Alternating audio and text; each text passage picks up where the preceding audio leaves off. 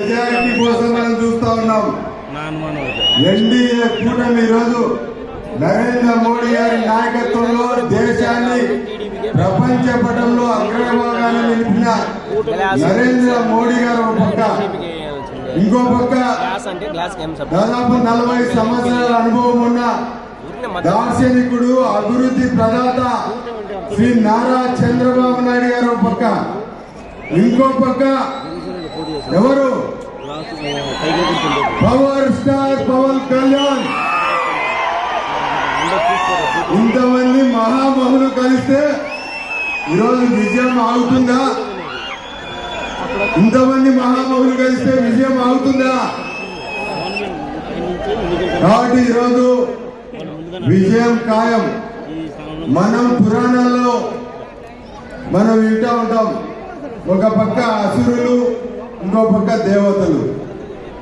అసురులు ఏదైనా దేవతలు మంచి తలపెడితే వారు భగ్నం చేసేవారు. నరకాసురుడు, బకాసురుడు, రావణాసురుడు, రకరకాల రాక్షస నాయకులు ఉండేవాళ్ళు అసురులు. ఇప్పుడు ఎవరున్నారు?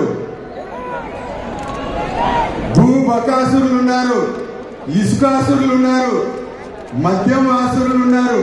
ఈరోజు భూ మాఫియా, మద్యం మాఫియా, ఇసుక మాఫియా ఈరోజు మనం చూస్తూ ఉన్నాం. ప్రతి ఒక్క ప్రజాప్రతినిధి గెలిచిన ఎమ్మెల్యేలంతా ఈరోజు ఇసుక దోపిడీ చేసి ఈరోజు నదీ గర్భాన్ని పెకలించి ఈరోజు వేల కోట్లకు అధిపతులయ్యారు. ఆ డబ్బు పెట్టి ఈరోజు మళ్ళా గెలిచాలని చూస్తున్నారు. కానీ ఇప్పటికే ఎన్డీఏ కూటమి గెలుపు డిసైడ్ అయింది.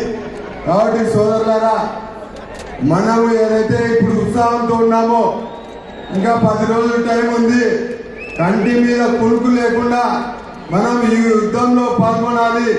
ఖచ్చితంగా మన బూత్లో మనం గెలిస్తే ఖచ్చితంగా కడప గెలుస్తుంది, ఖచ్చితంగా ఆంధ్రప్రదేశ్లో మనం గెలవబోతున్నాం. ఢిల్లీలో గెలుపు గ్యారంటీ. అవునా కదా? నరేంద్ర మోడీ గెలుపు గ్యారంటీ కదా? కాబట్టి ఇక్కడ కూడా ఎన్డీఏ గెలుపు గ్యారంటీ. కాబట్టి ఎవరు కూడా దాని గురించి ఆలోచన చేయాల్సిన వల్ల ఈరోజు అనేక విధాలుగా దోపిడీ రాజ్యం. కడపలో చూస్తే ఒక సెంటు ప్రభుత్వ భూమి కూడా లేకుండా ఆక్రమించిన పరిస్థితి. ఈ 5 ఏళ్లలో ఈ భూ మాఫియా విచ్చలవిడిగా రెచ్చిపోతూ, ఇసుక మాఫియాతో వేల కోట్లు గడిస్తూ, మద్యం మాఫియాతో ఈరోజు లక్షల కోట్లు ఈరోజు గడిస్తూ, చివరకు రైతుల నోట్లో మట్టి కొట్టే విధంగా జగన్మోహన్ రెడ్డి గారు వచ్చిన తర్వాత అనేక విధాలుగా రైతన్నలకు మోసం చేస్తూ కనీసం ఆయన వచ్చిన 3 సంవత్సరాల వరకు డ్రిప్ ఇరిగేషన్ ఇవ్వాలి రైతులకు. కడప జిల్లాలో పండ్ల తోటల రైతులు ఈరోజు దేశంలోనే ప్రసిద్ధి. కానీ ఈరోజు జగన్మోహన్ రెడ్డి గారు డ్రిప్ ఇవ్వాలి వాళ్లకు. అదేవిధంగా జిల్లాలో గతంలో కొంత ఇరిగేషన్ పరంగా అభివృద్ధి చెందింది, కొంత ఆయకట్టు పెరిగింది. కానీ జగన్మోహన్ రెడ్డి గారు వచ్చిన తర్వాత ఒక్క ఎకరానికి కూడా ఈరోజు అదనంగా ఆయకట్టు ఇవ్వకుండా చాలా ప్రగల్భాలు పలుకుతూ ఉన్నాడు. కాబట్టి సోదరులారా, రాబోయే ఎన్నికల్లో ఖచ్చితంగా విజయం మనది. ఇప్పటికే డిసైడ్ అయింది. కాబట్టి ఇప్పటి నుంచి మన బూత్ లో మనం గెలవాలి. అంటే ఒక నినాదం ఉంది, మేరా బూత్ సబ్సే మజబూత్ అని. మన బూత్ గెలిస్తే నియోజకవర్గం గెలుస్తుంది, రాష్ట్రం గెలుస్తుంది, దేశం కూడా గెలుస్తుంది. కాబట్టి అందరూ కూడా ఇప్పటి నుంచి మన బూత్ లో పనిచేయాలి. ఈరోజు భారతీయ జనతా పార్టీ ముస్లింలకు వ్యతిరేకం అని చెప్తున్నారు. కానీ గతంలో మీరు చరిత్ర తెలుసుకోవాలా.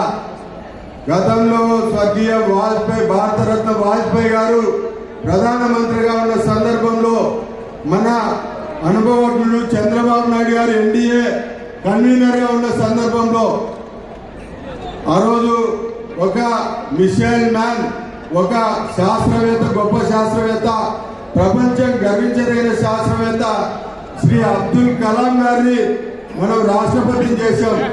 ఎన్డీఏ కన్వీనర్ గా చంద్రబాబు నాయుడు గారు, వాజ్పేయి గారు ఉన్నప్పుడు. ఈరోజు నరేంద్ర మోడీ గారు దేశంలో 80 కోట్ల మందికి ఉచితంగా బియ్యం ఇస్తున్నాడు. ఈరోజు 50 కోట్ల మందికి బ్యాంకు ఖాతాలు ఇచ్చారు, జీరో అకౌంట్స్. అదే కోట్ల గ్యాస్ కనెక్షన్స్ ఇచ్చాడు. ఈరోజు అవన్నీ కూడా అన్ని వర్గాలకు కుల మతాలకు అతీతంగా ఈరోజు ఆ పథకాలన్నీ అందుతూ ఉన్నాయి. కాబట్టి ఎక్కువ మంది లబ్ధిదారులు మైనార్టీ వర్గానికి చెందిన లబ్ధిదారులు ఈరోజు విశ్వకర్మ యోజన ద్వారా ఎక్కువ మంది లబ్ధిదారులు మైనార్టీ సోదరులే ఉన్నారు. కాబట్టి ఎప్పుడు కూడా భారతీయ జనతా పార్టీ ముస్లింలకు వ్యతిరేకం కాదు. కాబట్టి అందరూ సహృదయంతో ఈరోజు మనం తెలుగుదేశం మన పార్టీ అభ్యర్థి కడప రెడ్డమ్మను గెలిపించుకోవాలని చెప్పి కోరుకుంటూ సెలవు తీసుకుంటున్నా. భారత్ మాతాకి